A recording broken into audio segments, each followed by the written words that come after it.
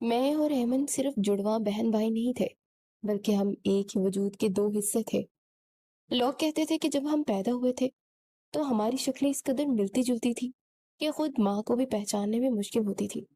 لیکن وقت کے ساتھ ساتھ صرف ہماری شکلیں ہی نہیں، ہماری عادتیں، ہماری پسند ناپسند اور یہاں تک کہ ہماری تکلیفیں بھی ایک دوسرے سے جڑ گئی۔ ہمارا بچپن کسی خوبصورت خواب کی طرح تھا۔ ہم ایک پل کے لیے بھی ایک دوسرے سے جدا نہیں ہوتے تھے۔ اسکول جانا ہو یا کھیل کا میدان، میرا ہاتھ ہمیشہ ایمن کے ہاتھ میں ہوتا تھا۔ مجھے یاد ہے، اگر کبھی کوئی لڑکا ایمن کو تنگ کرنے کی کوشش کرتا تو میں شیر کی طرح اس کے سامنے کھڑا ہو جاتا تھا۔ میں اسے کبھی تنہا نہیں چھوڑتا تھا، کیونکہ مجھے لگتا تھا کہ وہ میری ذمہ داری ہے اور اس کے بغیر میں خود بھی ادھورا ہوں۔ ہم ایک ساتھ ہنستے تھے، ایک ساتھ روتے تھے، اور ہماری دنیا صرف ہم دونوں تک ہی محدود تھی۔ مگر جیسے اسکول کا دور ختم ہوا اور زندگی نے کالج کی دہلیز پر قدم رکھا تو سب کچھ بدلنے لگا۔ ایمن کے مزاج میں ایک عجیب سی تلخی آ گئی تھی۔ وہ مجھ سے کترانے لگی تھی۔ جب کالج میں داخلے کی بات آئی تو میں نے سوچا تھا کہ ہم پہلے کی طرح ایک ہی کالج میں جائیں گے، لیکن ایمن نے صاف انکار کر دیا۔ اس نے مجھ سے جھگڑا کیا کہ تم کیوں ہر وقت میرے سائے کی طرح میرے ساتھ رہتے ہو؟ مجھے اپنے الگ پہچان چاہیے، مجھے اپنی زندگی جینی ہے۔ اسے جان بوجھ کر ایک ایسے کالج میں داخلہ لیا جو میرے کالج سے بہت دور تھا۔ وہ ہر بات پر مجھ سے دور ہونے لگی۔ اس نے اپنی سہیلیوں کو حلقہ میں الگ کر لیا۔ اب وہ مجھ سے اپنے دل کی باتیں نہیں شیئر کرتی تھی۔ شروع میں مجھے بہت دکھ ہوا۔ مجھے لگا کہ شاید جڑواں ہونے کا مطلب یہ نہیں کہ اپنی مرضی نہ کرے۔ میں نے خود کو یہ کہہ کر سمجھا لیا تھا کہ اب وہ بڑی ہو گئی ہے، ایک لڑکی ہے اور شاید اسے اپنی پرائیویسی کی ضرورت ہے، اس لیے وہ مجھ سے الگ ہو کر اپنی زندگی دیکھنا چاہتی ہے۔ میں نے آہستہ آہستہ اس کی زندگی میں مداخلت کرنا کم کر دی۔ میری دوستی بھی لڑکوں سے ہو گئی اور میں باہر کی دنیا کے کاموں میں مصروف ہو گیا۔ لیکن اس دوری کے باوجود میرے دل میں اس کی محبت کم نہیں ہوئی۔ میں جب بھی کالج یا باہر سے گھر آتا تو ایمن کی پسند کی کوئی نہ کوئی کھانے پینے کی چیز ضرور لاتا تھا۔ کبھی اس کی پسندیدہ چاکلیٹس تو کبھی پھل، لیکن اب اس کا رد عمل بدل چکا تھا۔ وہ چیز خاموشی سے اٹھاتی اور شکریہ ادا کیے بغیر اپنے کمرے میں چلی جاتی۔ وہ اب ہمارے ساتھ بیٹھ کر کھانا بھی بہت کم کھاتی تھی، اکثر اپنے کمرے میں بند رہتی یا فون پر مصروف ہوتی۔ میں نے کئی بار اماں سے اس کی شکایت بھی کی، اماں دیکھیں ایمن کتنی بدل گئی ہے، وہ پہلے جیسی نہیں رہی، اب تو مجھ سے بات بھی ٹھیک سے نہیں کرتی۔ مگر اماں ہمیشہ اسے یہ کہہ کر ٹال دیتی کہ زین اب وہ بڑی ہو گئی ہے، لڑکیوں کے طور طریقے بدل جاتے ہیں، تم فکر نہ کرو، سب ٹھیک ہے۔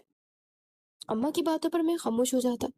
پھر دھیرے دھیرے میں کالج کے ساتھ نوکری بھی کرنے لگا اور مجھے خود بھی وقت نہیں ملنے لگا۔ میری اور ایمن کے درمیان پہلے سے بھی زیادہ دوریاں بڑھتی گئی۔ اب ہم ایک ہی گھر میں رہنے کے باوجود دو اجنبیوں کی طرح تھے جن کے راستے الگ ہو چکے تھے۔ اور پھر ایک دن کالج میں جلدی چھٹی لے کر اس ہوٹل پہنچ گیا جہاں میں پارٹ ٹائم ایک ویٹر کے طور پر کام کر رہا تھا۔ ویسے تو ہمارے حالات اچھے تھے، ابا کی سرکاری نوکری تھی اور گھر میں کسی چیز کی کوئی کمی نہیں تھی، لیکن میں چاہتا تھا کہ محنت کر کے اپنی پڑھائی کا خرچہ خود اٹھاؤں اور اپنے ابا پر بوجھ نہ بنوں۔ اس لیے میں نے اپنی خوشی اور مرضی سے ایک چھوٹے مگر صاف ستھرے ہوٹل میں ویٹر کی نوکری کر لی، جس سے اتنی کمائی ہو جاتی کہ میں اپنی فیس بھرتا اور ایمن کی ساری چھوٹی بڑی خواہشیں پوری کر پاتا۔ میں اکثر اس کے لیے نئے سوٹ یا اس کی پسند کی جیولری خریدتا تاکہ وہ خوش رہے۔ اس دن میں حسب معمول اپنے کالج کے بعد ہوٹل پہنچ گیا۔ وہاں جا کر اپنا یونیفارم چینج کیا، ایپرن باندھا اور سرونگ شروع کر دی۔ ہوٹل میں کافی رش تھا اور میں ایک ٹیبل پر سے دوسری ٹیبل تک آرڈر پہنچانے میں مصروف تھا۔ میرا ذہن پڑھائی اور کام کے بیچ الجھا ہوا تھا، لیکن تبھی میری نظر کونے والی ایک ایسی ٹیبل پر پڑی جہاں ایک لڑکا اور ایک لڑکی بیٹھے تھے۔ ان کی پشت میری طرف تھی، لیکن اس لڑکے کے سر پر بندھا ہوا مخصوص اسکارف اور اس کے بیٹھنے کا انداز دیکھ کر میرے ہاتھ لرزنے لگے۔ وہ بالکل ایمن جیسی لگ رہی تھی، وہی ایمن جسے اس وقت کالج میں ہونا چاہیے تھا۔ میں نے سوچا شاید یہ میرا وہم ہے یا میری جڑواں بہن کی محبت جو مجھے ہر جگہ اسے دکھاتی ہے۔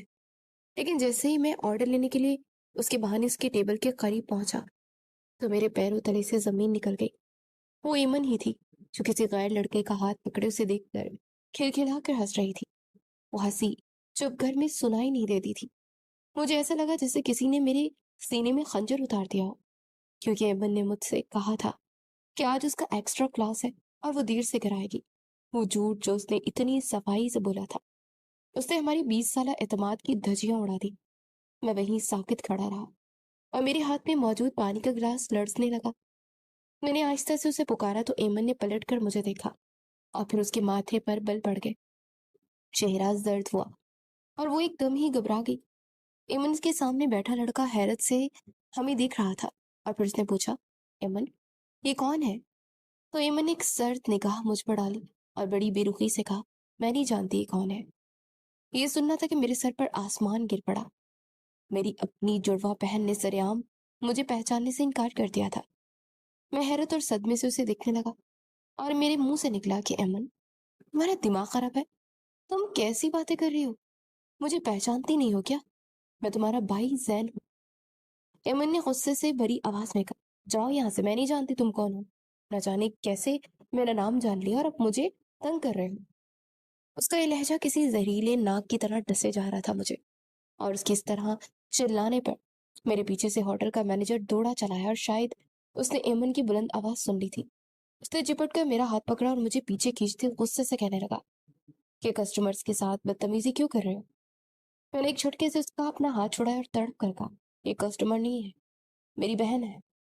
اس سے پہلے کہ میں آگے کچھ کہتا، ایمن غصے سے کھڑی ہو گئی اور لڑکے کا ہاتھ پکڑ کر کہنے لگی، چلو یہاں سے، یہ عجیب سا ہوٹل ہے اور یہاں کے لوگ بھی بدتمیز ہیں، تم بھی مجھے کہاں لے آئے ہو؟ اور پھر وہ دونوں تیزی سے ہوٹل سے باہر نکل گئے اور میں وہیں پتھر کا بت بنا رہ گیا۔ میری اپنی آنکھوں پر مجھے یقین نہیں آ رہا تھا کہ جو لڑکی ابھی باہر نکلی ہی تھی، وہ بھی ایمن سے، جس کے ساتھ میں نے اپنی زندگی کا ایک ایک پل گزارا تھا، وہ ایمن جس کے دکھ پر مجھے تکلیف ہوتی تھی، آج اس نے بڑی محفل میں میری تذلیل کرتی تھی۔ میرا دل چاہ رہا تھا کہ زمین پھٹے اور میں اس میں سما جاؤں۔ مینیجر مجھے مسلسل ڈانٹ رہا تھا اور ہوٹل میں بیٹھے باقی لوگ مڑ مڑ کر مجھے ایسے دیکھ رہے تھے جیسے میں کوئی آوارہ گرد ہوں جو شریف لڑکیوں کا پیچھا کرتا ہے۔ لیکن میرے کانوں میں صرف ایمن کے وہ الفاظ گونج رہے تھے کہ میں نہیں جانتی یہ کون ہے۔ اس رات جب میں گھر پہنچا تو میرا وجود غصے اور دکھ کی آگ میں جل رہا تھا۔ میں نے سوچا کہ گھر جاتے ہی سب کو سچ بتا دوں گا، لیکن جیسے میں نے صحن میں قدم رکھا تو دیکھا کہ ایمن پہلے ہی وہاں موجود تھی۔ ایمن کو جیسے میرا ہی انتظار تھا۔ مجھے دیکھتے ہی فوراً میرے قریب آئی۔ میں نے اسے بازو سے پکڑا اور جھنجھوڑ دیا کہ یہ کیا کیا ہے تم نے؟ آج تم جانتے نہیں ہو کہ میں کون ہوں۔ میرے اندر غصہ اور نفرت پڑ رہی تھی اور ایمن کی آنکھوں میں بھی مجھے دیکھ کر نفرت پڑ رہی تھی۔ اس نے ایک جھٹکے سے اپنا بازو چھڑایا اور تڑپ کر بولی، آپ کو کس نے کہا تھا وہاں کر میرا نام لے کر پکارنے کو؟ ہم اس بارے میں گھر میں بھی بات کر سکتے تھے۔ ایمن کا انداز ایسا تھا جیسے میں دم بخود رہ گیا۔ میری بہن یہ تو نہیں تھی، یہ تو کوئی اور تھی جسے شاید میں جانتا تک نہیں تھا۔ وہ غصے سے پھنکارتے ہوئے کہنے لگی، آپ جانتے ہیں شاہ نواز کون ہے؟ وہ اس شہر کا بہت بڑا بزنس مین ہے، اسے مجھ سے محبت ہو گئی ہے، وہ میری زندگی بدل سکتا ہے اور میں اس سے شادی کرنا چاہتی ہوں، لیکن وہ چاہتا ہے کہ پہلے میں اپنی پڑھائی مکمل کروں اور پھر وہ رشتہ بھیجے گا۔ مگر آپ نے آج ویٹر کے یونیفارم میں وہاں آ کر میری عزت کو خاک میں ملا دیا۔ میں نے اسے یہی بتایا ہوا ہے کہ میرے ابا ایک سرکاری آفیسر ہے اور ہم بھی بہت پیسے والے ہیں، لیکن آپ ایک ویٹر بن کر ہمارے سامنے آ گئے۔ میں اسے کیسے بتاتی کہ یہ میرا بھائی ہے؟ کیا میں اسے یہ کہتی کہ یہ میرا جڑواں بھائی ہے جو ایک معمولی ہوٹل میں لوگوں کو کھانا سرو کرتا ہے؟ میں نے اپنے مستقبل کی خاطر اپنی پہچان چھپائی تاکہ شاہ نواز کی نظر میں میری قدر کم نہ ہو جائے۔ ایمن کی یہ باتیں میرے سینے میں تیر کی طرح لگ رہی تھی۔ میں نے لرزتی آواز میں کہا، ایمن وہ نوکری میں نے تمہاری خوشیوں کے لیے ہی تو کر رہا ہوں، تاکہ اپنی اور تمہاری فیس بھر سکوں، تمہیں اچھے کپڑے دلا سکوں۔ محنت مزدوری کرنا گناہ ہے کیا؟ اور کیا ایک چھوٹے رشتے کی خاطر تم اپنے خون سے رشتہ توڑ دیا؟ ایمن نے بے رحمی سے میری آنکھوں میں دیکھا اور بولی، مجھے تمہاری اس ہمدردی کی ضرورت نہیں ہے جو مجھے ذلیل کروا دے۔ آج کے بعد میرے معاملات میں دخل دینے کی کوشش مت کرنا، ورنہ یاد رکھنا میں کچھ بھی کر جاؤں گی۔ وہ پیر پٹکتی اپنے کمرے میں چلے گئے اور میں وہیں صحن میں کھڑا اپنی قسمت پر روتا رہ گیا۔ مجھے اپنی ان آنکھوں پر یقین نہیں آ رہا تھا جو کبھی ایک دوسرے کا دکھ دیکھ کر رو پڑتی تھی، آج انہیں آنکھوں میں میرے لیے صرف حقارت تھی۔ میں سوچ رہا تھا کہ شاہ نواز کی دولت نے میری بہن کو اتنا اندھا کر دیا کہ उसे अपना भाई एक वेटर की वर्दी में बोझ लगने लगा है। उस रात मैं सो न सका। मेरा दिल बार बार कह रहा था कि खामोशी किसी बड़े तूफान का पता दे रही है, और यमन वो उस रास्ते पर निकल पड़ी है जहां से वापसी का कोई रास्ता नहीं होता। मैं सारी रात जागता रहा और मेरे जहन में ख्यालात का एक तूफान बरपा था। मैंने बारहा यही सोचा कि ये बात अम्मा को बता देनी चाहिए, क्योंकि अगर मैं खामोश रहा तो ये खामोशी हमारे खानदान की इज्जत को मिट्टी में मिला सकती थी। जो शख्स एमन को अपने साथ लिए होटल में गुम रहा था, वो इसे अपने घर की इज्जत बनाता या नहीं, ये किसको खबर थी। क्या पता वो एमन की मासूमियत का फायदा उठा रहा हो या उसे इस्तेमाल कर रहा हो। हम तो उसे जानते तक नहीं थे कि वो कौन है और एमन को कहाँ से मिला था। इस बात की किसी को खबर नहीं थी। मैंने पक्का इरादा कर लिया था कि ये सब कुछ अम्मा को बता दूंगा, ताकि वक्त रहते वो एमन को संभाल ले। मैं कॉलेज जाने के लिए तैयार होकर अपने कमरे से निकलने ही लगा था कि अचानक एमन मेरे कमरे में दाखिल हुई। उसकी आंखें सुर्ख अंगारा हो रही थी, जो इस बात की निशानी थी कि वो भी मेरी तरह सारी रात जागती रही है।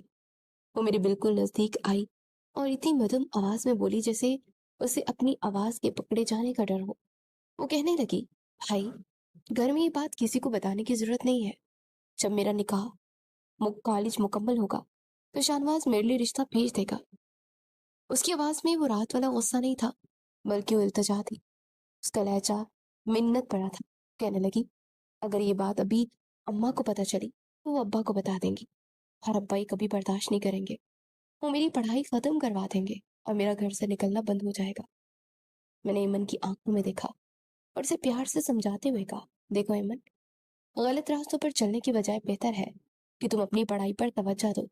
जब तुम्हारा कॉलेज पूरा हो जाए तो फिर चाहे वो लड़का रिश्ता भेजे, हमें कोई इतराज नहीं होगा। लेकिन इस तरह छुप छुप कर मिलने से हमारे खानदान और घर की इज्जत नीलाम होती है। अगर कल मेरी जगह तुम्हें इस होटल में अब्बा देख लेते या कोई और जानने वाला देख लेता तो क्या होता? तुम्हें कुछ खबर भी है कि इसके नताइज कितने भयानक हो सकते थे? मैं अब उसे मोहब्बत से समझाने की कोशिश कर रहा था, क्योंकि आखिर वो मेरी जुड़वा बहन थी, मेरी लाडली थी। मैं उसे किसी मुश्किल में नहीं देख सकता था। हेमन ने तड़प कर मेरा हाथ पकड़ लिया और कहने लगी, ठीक है भाई, मैं वादा करती हूँ कि मैं दोबारा उससे नहीं मिलूंगी। मैं उसे आज ही फोन करके कह दूंगी कि वो मुझसे राब्ता ना करे और कॉलेज खत्म होने के बाद सीधा रिश्ता भेज दे। लेकिन आप खुदा के लिए अम्मा और अब्बा से कुछ मत कहिएगा। एमन की आंखों में आंसू थे और मैं उसकी आंसुओं के आगे हार गया। मैंने उससे वादा कर लिया कि मैं किसी को कुछ नहीं बताऊंगा, लेकिन इस शर्त पर कि वो भी अपना वादा नहीं तोड़ेगी और दोबारा उस लड़के के साथ इस तरह अकेली कहीं घूमने फिरने नहीं जाएगी। एमन ने हाँ में सर हिला दिया और मैं मुतमईन हो गया था। मगर मेरी ये भूल थी कि मेरी बहन अपनी मोहब्बत से दस्तकदार हो जाएगी। कुछ अरसा तो बड़ी खामोशी से गुजरा था। तकरीबन 6 महीने बीत गए थे। एमन का दूसरा साल मुकम्मल होने वाला था और उसके बाद उसकी आखिरी साल की पढ़ाई रहती थी कि एक दिन अब्बा घर में दाखिल हुए और दोपहर का वक्त था। मैं कॉलेज से लौटा ही था, क्योंकि होटल जाने में भी थोड़ा वक्त बाकी था। आज कॉलेज में जल्दी छुट्टी हो गई थी तो मैं घर आ गया था। मैंने देखा कि अब्बा का गुस्सा आसमान को छू रहा था। उनकी आंखें खून की तरह सुर्ख थी। वो आते ही अम्मा पर बरहम हुए कि तुम्हें कुछ होश भी है कि तुम्हारी औलाद आजकल क्या गुल गिलाती फिराती फिर रही है। अब्बा की आवाज पूरे घर में गूंज रही थी और अम्मा भी सख्त परेशान हो गई। मैं भी फौरन कमरे से उठकर अम्मा के पास सहन में आ गया। मुझे लगा शायद मुझसे ही कोई गलती हो गई है जिसकी वजह से अब्बा इतने नाराज है, क्योंकि एमन के लिए तो वो कभी इतना गुस्सा दिखाते ही नहीं थे। मैंने वो मैं ही वो था जो हमेशा अब्बा के गुस्से की नजर होता था। लेकिन इस बार बात कुछ और थी। अब्बा ने दहाड़ते हुए पूछा, तुम्हें पता भी है इस वक्त एमन कहाँ है? अम्मा ने घबराते हुए जवाब दिया, हाँ, वो कॉलेज गई हुई है। उसकी एक्स्ट्रा क्लास थी। वो बता रही थी कि आजकल वो प्रैक्टिकल्स चल रहे हैं, इसलिए थोड़ा लेट आएगी। अब्बा ने गुस्से से तिलमिलाते हुए पानी का गिलास उठाकर जमीन पर मारा और चारों तरफ शीशे की किरची बिखर गई। कोई एक्स्ट्रा क्लास नहीं है, हमारी साथसादी की। वो तो इस वक्त इश्क के गुल छड़े उड़ाती फिर रही है। अब्बा के इन लफ्जों पर अम्मा की जैसे जान ही निकल गई। पर अम्मा ने घबरा कर मेरी तरफ देखा। मेरे चेहरे पर भी हैरत और खौफ के साए लहराने लगे। मुझे वो 6 माह पहले वाला होटल का मंजर याद आने लगा। मेरे पांव तले से जमीन निकल गई कि क्या एमन ने मुझसे किया हो वादा तोड़ दिया था। अब्बा بولے، اور میں اپنی آنکھوں سے اس شہر کے اس بڑے پارک میں ایک لڑکے کے ساتھ اسے دیکھ کر آ رہا ہوں۔ وہ دونوں ہاتھ میں ہاتھ ڈالے گھوم رہے تھے، اور میں شرم کے مارے وہاں رک نہ سکا، کیونکہ مجھے دیکھ کر کہ وہ یہ نہ کہتے کہ یہ اس بغیرت کا باپ ہے۔ میں ابھی تک ساکت کھڑا تھا، مجھے لگ رہا تھا جیسے ایمن نے میری پیٹھ میں چھڑا کھونک دیا۔ میں نے ایک بار پھر میرے اعتبار کا فائدہ اٹھا کر اس نے ہماری عزت کی نیلامی شروع کر دی تھی۔ ابا کا پارا چڑھتا جا رہا تھا، اور وہ بار بار یہ کہہ رہے تھے کہ آج اسے گھر آنے دو، میں اس کا قصہ ہی پاک کر دوں گا۔ ابا کا غصہ دیکھ کر اماں کی تو جیسے جان نکل گئی۔ وہ اپنی لرزتی آواز میں ابا کو سمجھانے لگی کہ جی جوان بیٹی ہے، کوئی غلط فہمی ہوئی ہوگی، اسے معاف کر دے، ایسا ویسا کچھ نہیں کرے گی، کیونکہ ابا کا جلال بتا رہا تھا کہ وہ آج کچھ بھی کر گزر سکتے تھے۔ مجھے بھی ایمن کے انجام سے خوف آ رہا تھا، اس لیے میں فوراً ابا کے قدموں میں بیٹھ کر کہا، ابا آپ کو کوئی غلط فہمی ہوئی ہوگی، ایمن ہرگز ایسا نہیں کر سکتی، یقیناً وہ کوئی اور لڑکی ہوگی جس کا حلیہ ایمن سے ملتا جلتا ہوگا۔ میں نے آخری حد تک اپنی بہن کے گناہ پر پردہ ڈالنے کی کوشش کی، مگر ابا نے غصے سے میری طرف دیکھا اور دہاڑ کر کہنے لگے، زین، کیا تم مجھے بیوقوف سمجھتے ہو؟ کیا میں اتنا بوڑھا ہو گیا ہوں کہ اپنی اولاد کو بھی نہیں پہچانوں گا؟ وہ ایمن ہی تھی، میں نے اسے اپنی آنکھوں سے دیکھا تھا۔ آج وہ گھر آ جائے تو میں دو ٹوک بات کروں گا۔ اب وہ کالج جائے گی اور نہ ہی اس گھر کی دہلیز سے باہر قدم نکالے گی۔ میں کل ہی تمہارے تایا سے بات کرتا ہوں اور اس کا رشتہ رضا کے ساتھ پکا کر دوں گا۔ ابا نے غصے کے عالم میں سارے فیصلے خود ہی کر لیے تھے، اور ابا کی بات سن کر اماں دل پکڑ کر رہ گئی تھی، کیونکہ وہ جانتی تھی کہ ایمن رضا کو کبھی پسند نہیں کرے گی۔ میں بھی کچھ دیر کے لیے چپ ہو گیا، کیونکہ اتنا تو میں بھی جانتا تھا کہ اس وقت کچھ بھی سننا نہیں چاہتے ابا۔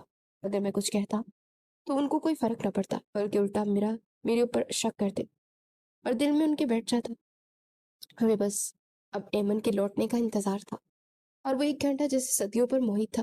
پھر جب ایمن گھر لوٹی تو وہ بہت پرسکون لگ رہی تھی، لیکن جیسے اس نے صحن میں قدم رکھا تو ابا نے اٹھ کر اسے بازو سے دبوچ لیا اور گرج کر پوچھا کہ کہاں تھے تم؟ ابا کا لہجہ اتنا سخت تھا کہ ایمن کی جان نکل گئی۔ وہ ہکا بکا رہ گئی اور تھوک نکلتے ہوئے گڑبڑا کر بولی، ابا میں تو کالج میں تھی، میں اماں کو بتا کر تو گئی تھی کہ آج پریکٹیکلز کی وجہ سے لیٹ ہو جاؤں گی۔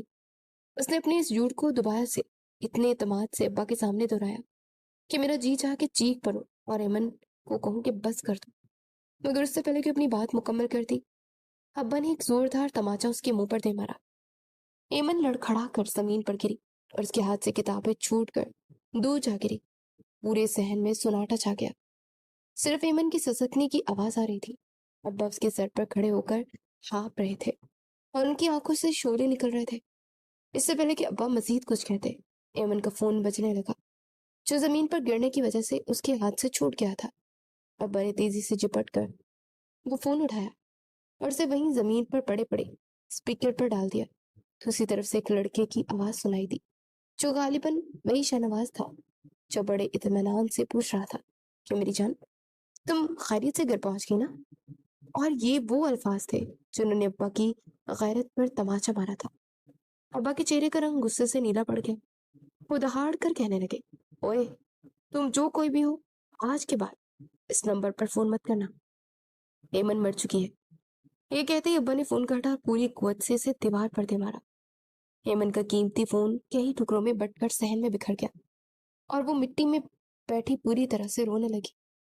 ابا نے اسے بازو سے پکڑ کر پھر سے کھینچ کر کھڑا کیا اور گھسیٹتے ہوئے اس کے کمرے میں لے گئے۔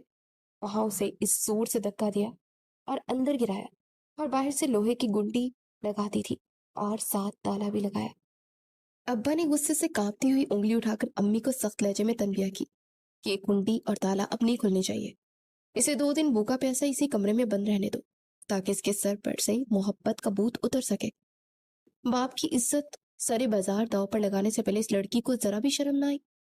ابا غصے سے پیر پٹکتے اپنے کمرے میں چلے گئے، اور پیچھے اماں صحن میں میرے پاس بیٹھ کر دہاڑے مار مار کر رونے لگی تھی۔ میں خاموشی سے شیشے کی کرچیاں اور ایمن کے فون کے ٹوٹے ہوئے ٹکڑے دیکھ رہا تھا۔ مجھے ایسا لگ رہا تھا جیسے وہ فون نہیں بلکہ ہمارا وہ خوبصورت جڑواں رشتہ ٹوٹ کر بکھر گیا ہے جس پر ہمیں مان تھا۔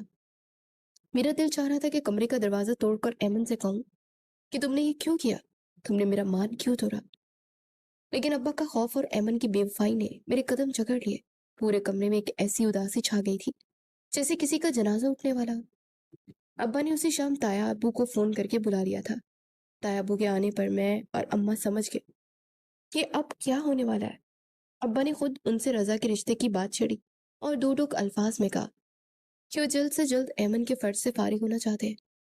یہ سن کر تایا ابا بھی ایک لمحے کے لیے حیران رہ گئے، کیونکہ ابھی ایمن کے کالج کا 1 سال باقی تھا۔ وہ جاننا چاہتے تھے کہ ابا کو اتنی جلدی کیوں ہے، لیکن ابا نے بڑی ہوشیاری سے بات گھمائی اور کہا میری طبیعت کچھ ٹھیک نہیں رہتی اور ریٹائرمنٹ بھی قریب آ چکی ہے، اور ایسا نہ ہو کہ مجھے کچھ ہو جائے اور ایمن کا مستقبل خطرے میں پڑ جائے۔ ابا کی یہ جذباتی بات سن کر تایا ابا ایک دم سے پریشان ہو گئے اور کہنے لگے ارے جمیل، ایسی باتیں کیوں کرتے ہو؟ اللہ تمہیں لمبی زندگی دے، تم ابھی اپنی اولاد کی بہت سی خوشیاں دیکھو گے۔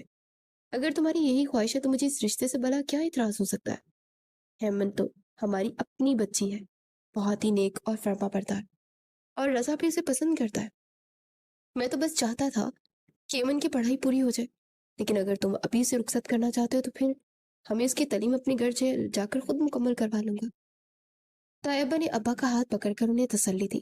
ابا کو جیسے پوری طرح اطمینان ہو گیا تھا کہ طیبہ کے جانے کے بعد اماں روتی ہوئی ابا کے قدموں میں بیٹھ گئی اور کہنے لگی کہ آپ نے کیا کر دیا؟ کم از کم ایک بار ایمن کی مرضی تو پوچھ لیتے، اس لڑکے کے بارے میں جان لیتے جسے وہ پسند کرتی ہے، کیا پتا وہ واقعی اچھا ہو اور ہماری بیٹی کو خوش رکھے۔ اماں نے بیٹی کی طرفداری کرتے ہوئے ابا کو غصے کو مزید ہوا دی۔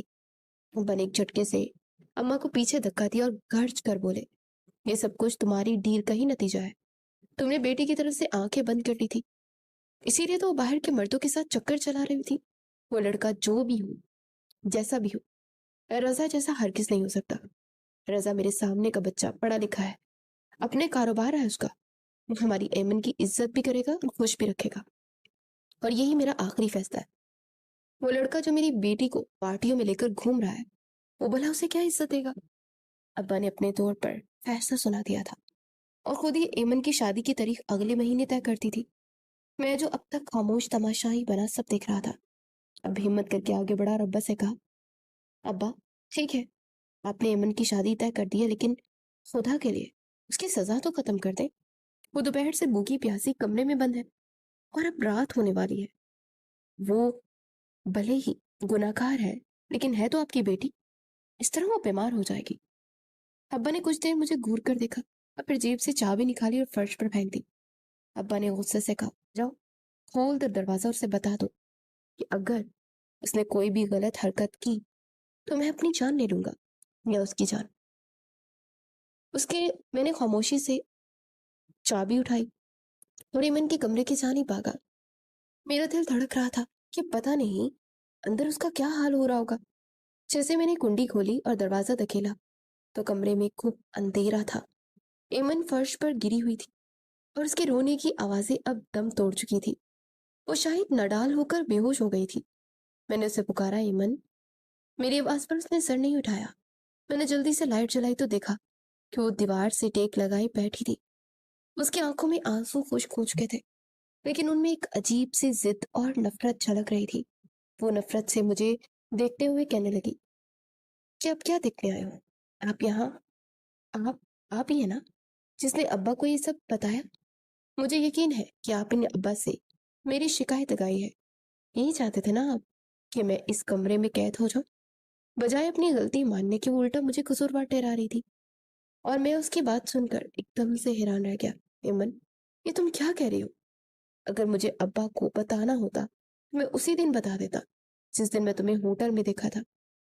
ابا نے تمہیں خود پارک میں اپنی آنکھوں سے دیکھا اور تم نے مجھ سے کیا کہا؟ وعدہ بھی توڑ دیا، اور اب مجھ پر یہ الزام لگا رہی ہو۔ میں نے ابا کو کچھ نہیں بتایا، بلکہ میں تو اپنی طرفداری کر رہا تھا۔ اس کی بات سن کر مجھے بہت غصہ آیا۔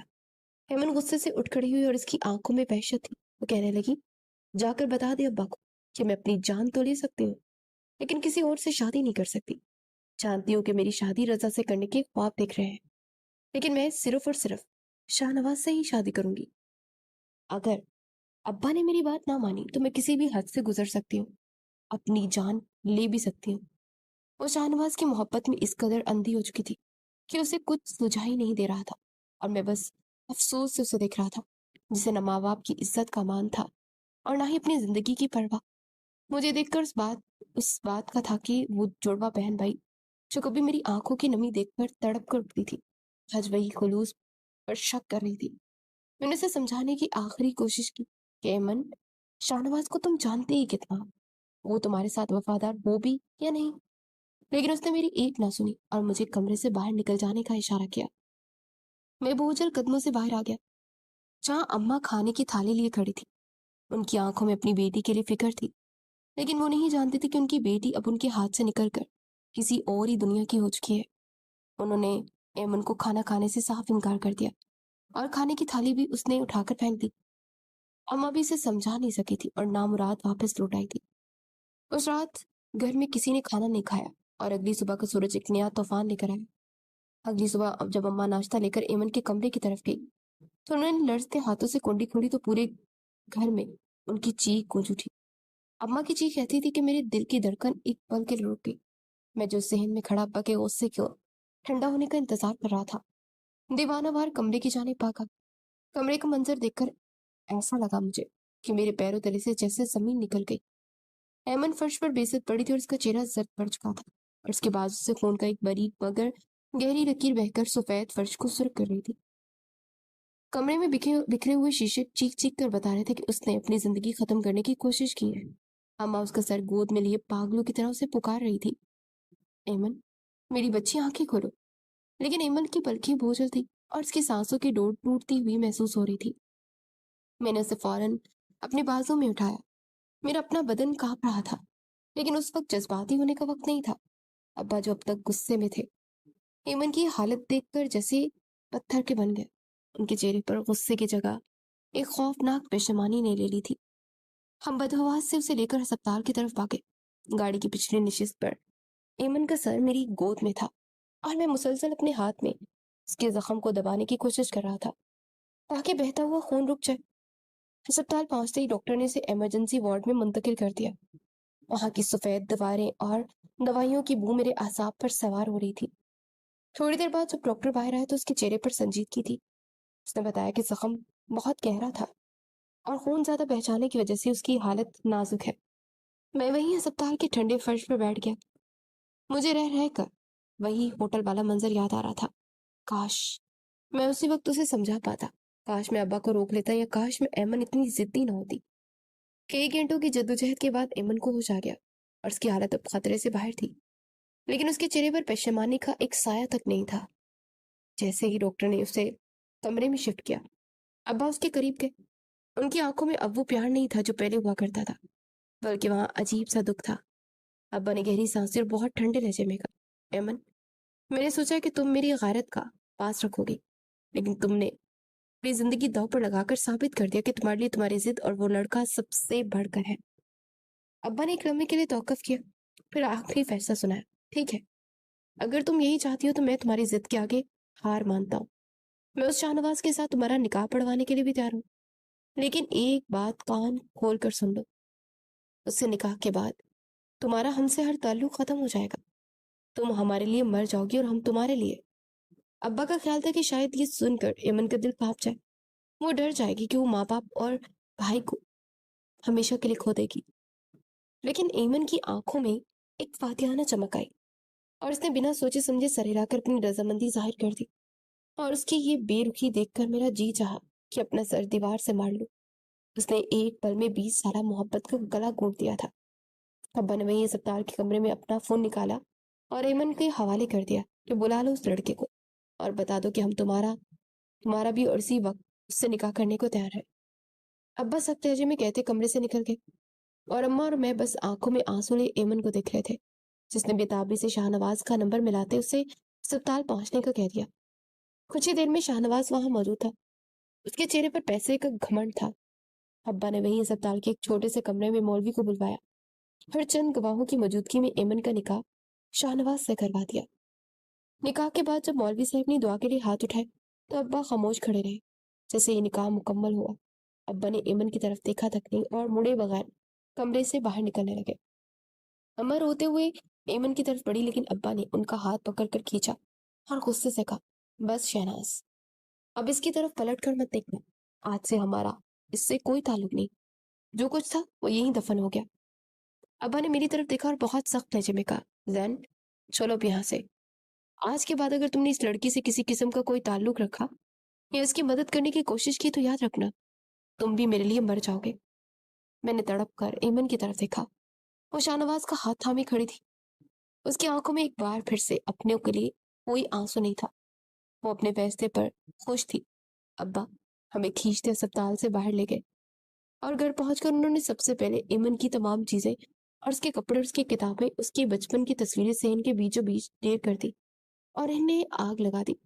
وہ تصویریں جل رہی تھی اور ان کے ساتھ ساتھ ہمارا اور ایمن کا رشتہ بھی راکھ ہو رہا تھا۔ ابا نے صاف لفظوں میں کہہ دیا تھا کہ اس گھر میں اب لڑکی کا نام تک نہیں لیا جائے گا، اور یوں ایک رات میں ایمن ہم سب کے لیے ایک اجنبی بن گئی جس کا اب اس گھر کی دیواروں سے کوئی واسطہ نہیں تھا۔ ایمن کے جانے کے بعد ہمارے گھر کی رونقیں جیسے کسی نے چھین لی، دیواریں ہمیں کاٹتی تھی۔ ابا کی حالت تو سب سے زیادہ ابتر تھی، وہ بیٹی کے غم میں اس قدر گری کہ بستر سے جا لگی، ان کی آنکھوں میں ہر وقت ان کی دروازے پر جمی رہتی تھی، جیسے انہیں اب بھی یقین ہو کہ ایمن واپس آ جائے گی۔ میرا حال بھی کچھ مختلف نہیں تھا۔ کالج کا آخری سال میں نے کسی نہ کسی طرح مکمل کر لیا، پھر وہ ہوٹل کی ویٹر والی نوکری چھوڑ کر اللہ کے فضل سے ایک بڑی کمپنی میں اچھے عہدے پر فائز ہو گیا، لیکن وہ جو ایک خلا تھا وہ بڑھنے کا نام ہی نہیں لے رہا تھا۔ ابا اب ریٹائرڈ ہو چکے تھے، جس گھر میں کبھی خوشیوں کا پہرا تھا وہاں اب خاموشیوں کا راج تھا۔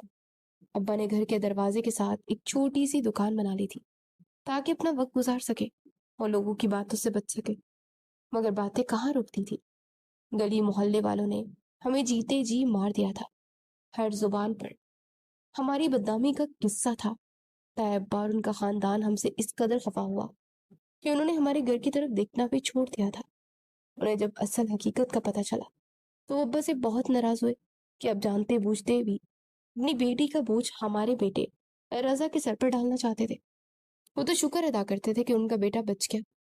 دن گزرتے جا رہے تھے، ابا کی بیماری شدت اختیار کر رہی تھی اور اب تو ابا کے جیتے جاگتے وجود میں بھی بیماریاں جڑ پکڑنے لگی تھی۔ وہ اب اکثر خاموش رہتے، مگر جب بھی میں اماں کبھی بولے سے ایمن کا ذکر چھیڑتے تو ان کا وہی پرانا غصہ بڑک اٹھتا۔ میں نے کئی بار ہمت جما کی اور کہا کہ ابا جو ہوا سو ہوا، وہ اپنی سزا پا رہی ہوگی، اسے معاف کر دے۔ اماں کی حالت دیکھیں، لیکن ابا تڑپ کر کہتے کہ زین، جس نے میری پگڑی اچھال دی، جس نے مجھے اپنے بھائیوں کے سامنے سر جھکانے پر مجبور کر دیا، اس کے لیے میری دل میں کوئی بھی جگہ نہیں ہے، وہ میرے لیے مر چکی ہے۔ مجھے یاد ہے جب کبھی گھر میں ایمن کی پسند کا کوئی کھانا بنتا تو اماں کا ہاتھ رک جاتا اور وہ وہیں دسترخوان پر بیٹھ کر رونے لگتی۔ میں انہیں تسلی دیتا، میری اپنے دل کا کیا ہوتا، میں جڑواں بہن بھائی کو بھول نہیں پا رہا تھا۔ راتوں کو اکثر مجھے ایسا لگتا جیسے وہ مجھے پکار رہی ہو، جیسے اس کی وہی پرانی ہنسی کہیں قریب سے سنائی دے رہی ہو، مگر حقیقت تو یہ تھی کہ وہ شاہنواز کے ساتھ اپنی الگ دنیا بسا چکی تھی اور ہمیں اس اذیت کے سمندر میں تنہا چھوڑ گئی تھی۔ ہماری زندگی بس ایک بوجھ بن کر رہ گئی تھی، جہاں نہ خوشی تھی اور نہ ہی سکون، بس ایک پچھتاوا تھا جو ہمیں اندر سے کھوکھلا کر رہا تھا۔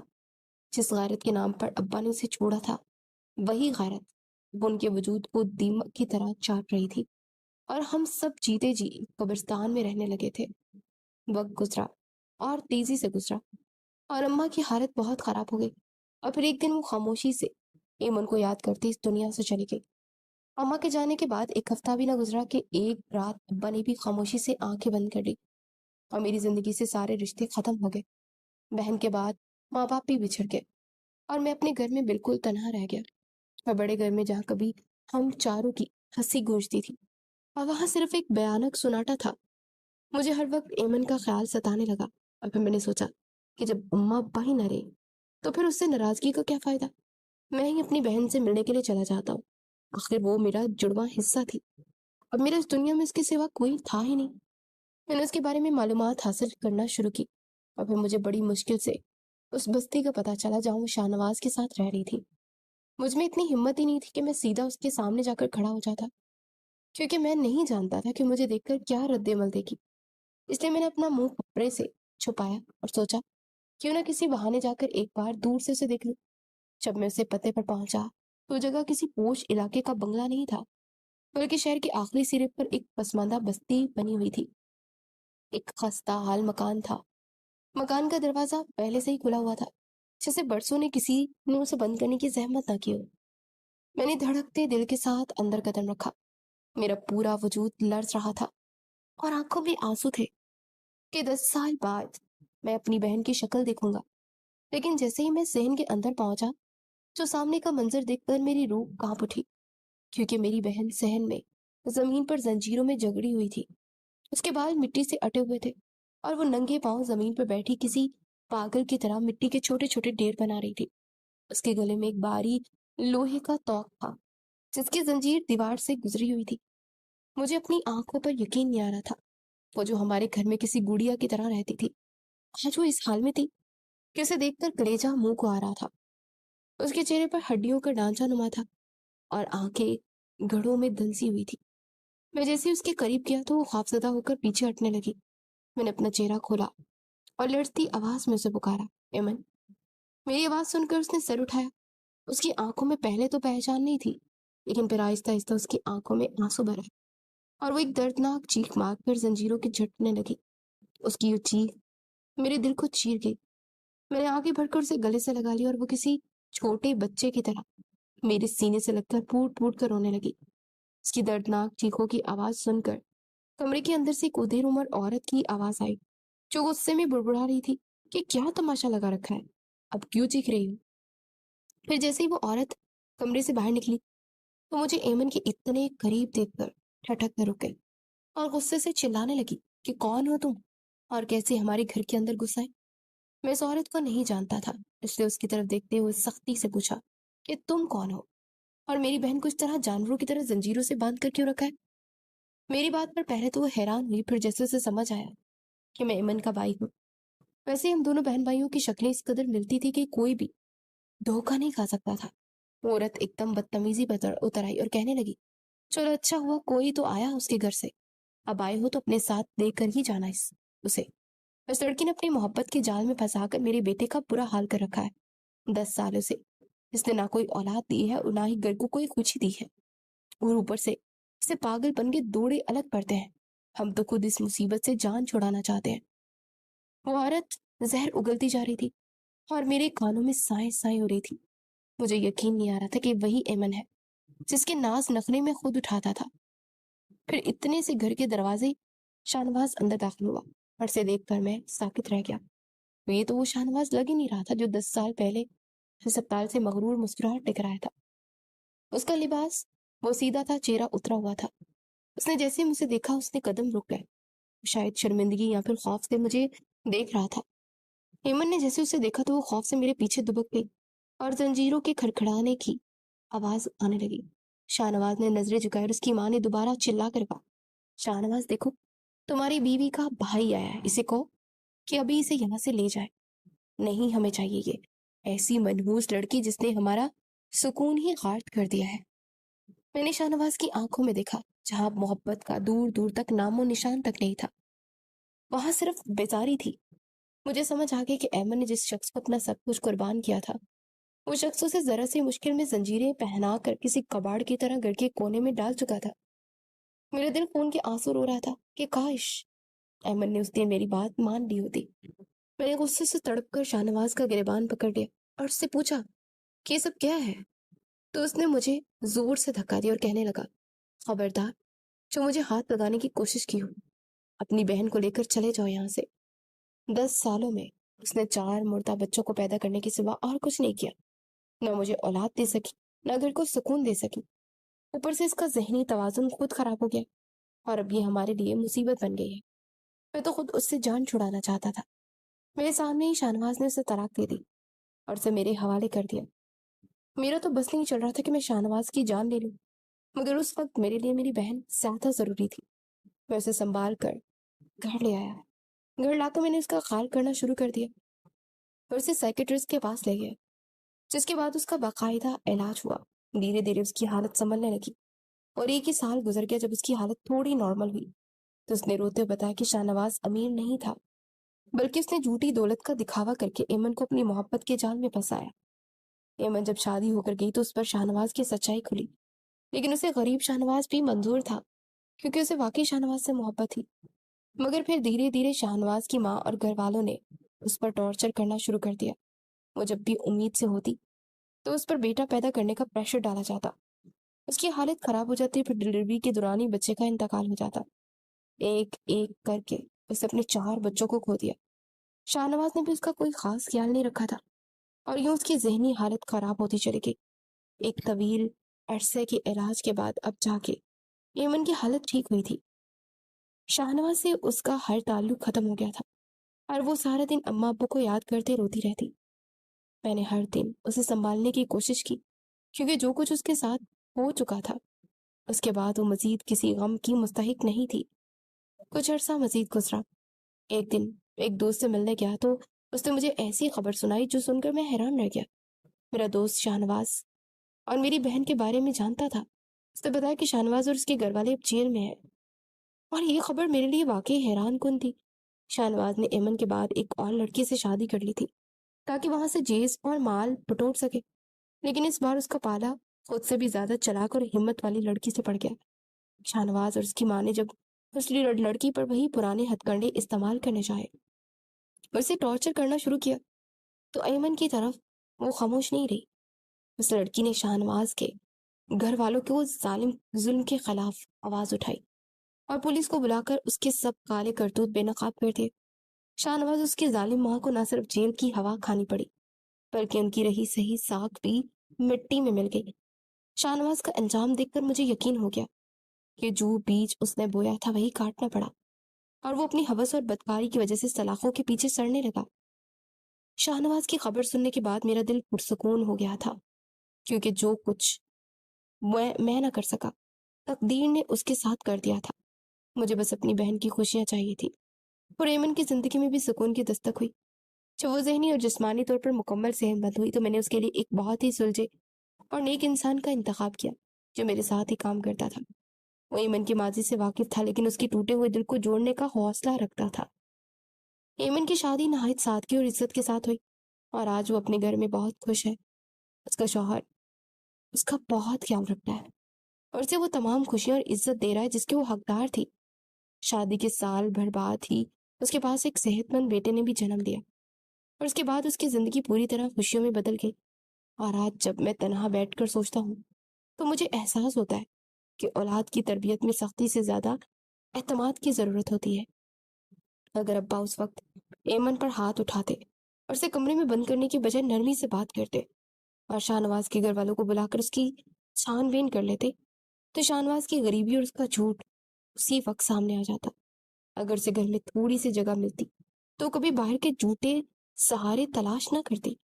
ماں باپ کی تھوڑی سی نرمی اور دور اندیشی کئی زندگیوں کو اجڑنے سے بچا سکتی ہے۔ اب ایمن خوش تو ہے لیکن ہمارے والدین کی کمی اور وہ بیتے ہوئے تلخ سال ہمیشہ ہمارے دلوں میں ایک کھسک بن کر رہیں گے۔ ہمیں یہ خوشیاں ملی تو صحیح مگر ایک بہت بڑی قیمت ادا کرنے کے بعد۔